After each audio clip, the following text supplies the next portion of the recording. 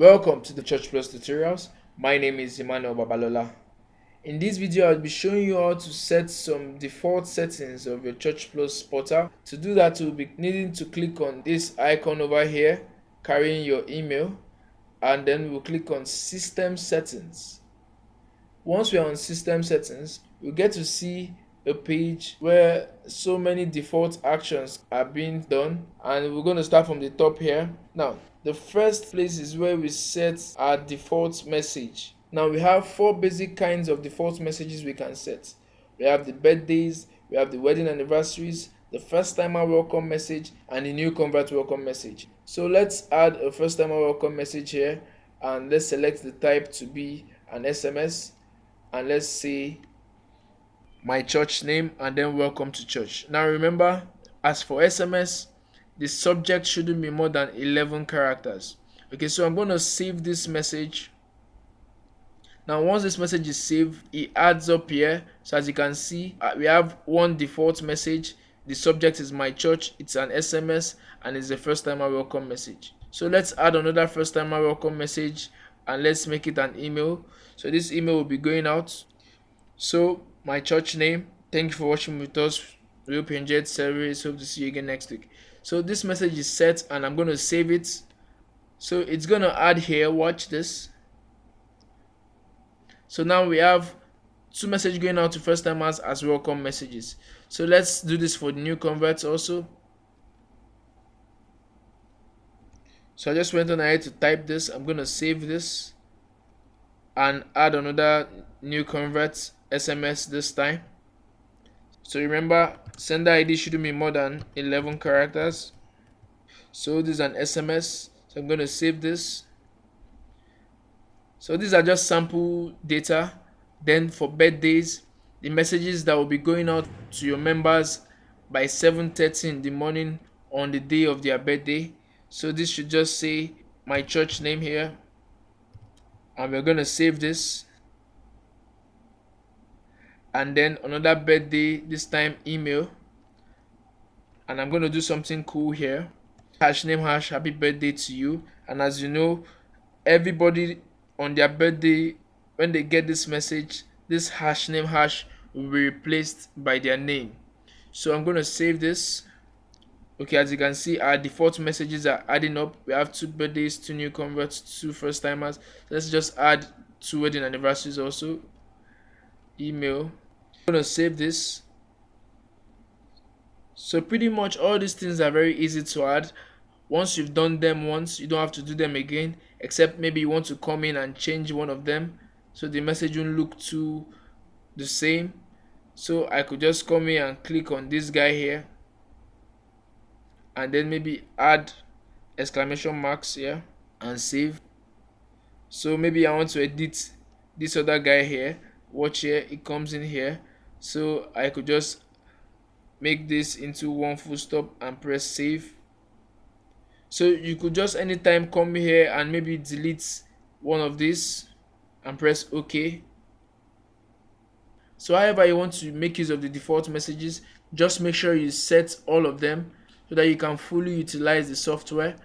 And then you would want to scroll down to the next place. This is where you can set membership categories.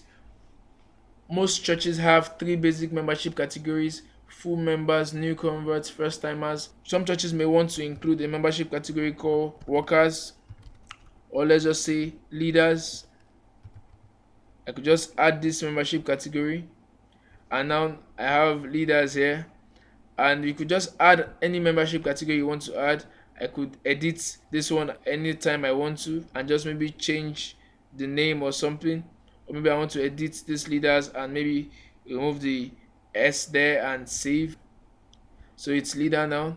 So that's the membership categories. Then the age group categories, if you notice, by default you have some age groups here. You have 56 to 69 and all this. So if you want to shorten the interval, maybe you want to make sure that everything is just maybe a 3-year interval or a 2-year interval or maybe 10-year interval, you can actually do that very easily. So let's just say we want to edit this one, and we could just come here and say to 50. And once we save, it's edited successfully.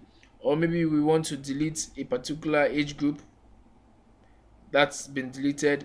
So any how you want to work this, or you could even add a new age group. Maybe I'm calling this 50 to 100. Okay, for sure I'm going to delete that after I save it. Okay, 50 to 100, so I'm going to delete this. Okay, so that's the age group categories. Any age group you set here and any membership categories you set here are what you see when you are adding your people. So you get to see their age groups according to how you've defined them here. So let's scroll down here and see attendance categories.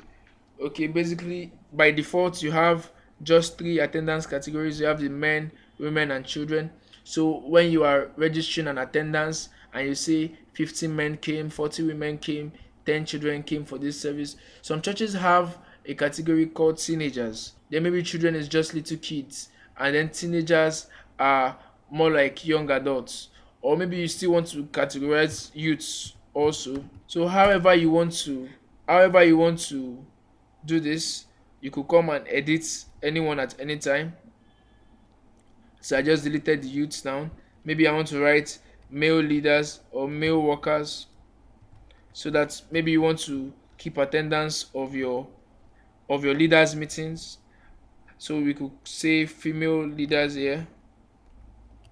And by adding this here, anytime you want to add an attendance report, you can select any which one you want to add for, depending on which particular service it is. So maybe it's a leaders meeting, you want to know the number of female and male leaders that attended those meetings. So here is the last one, the follow-up status. When people are followed up, you don't want to hear long stories about what happened, they visited this person. You just want to know, is he interested? Let's add this. Or you want to know if he's not interested in joining.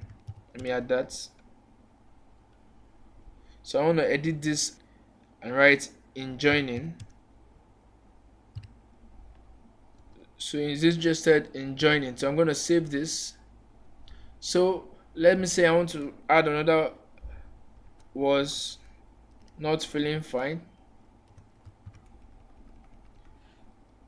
So was not feeling fine. I'm going to add this. Or maybe we followed up this person and is now a member.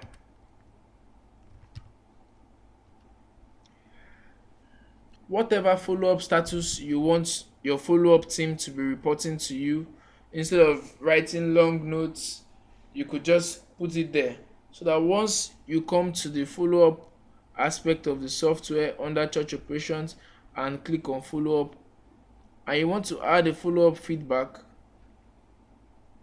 you see the follow-up status now is a member, is interested in joining, is not interested, was not feeling fine.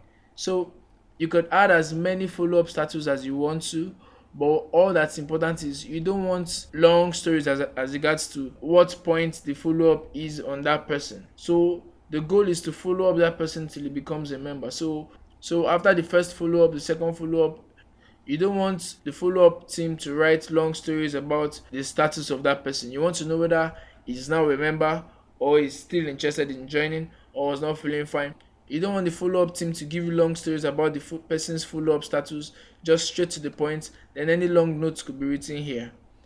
Now that's the follow-up feedback, and if we go back to system settings here, we would see that everything is in order.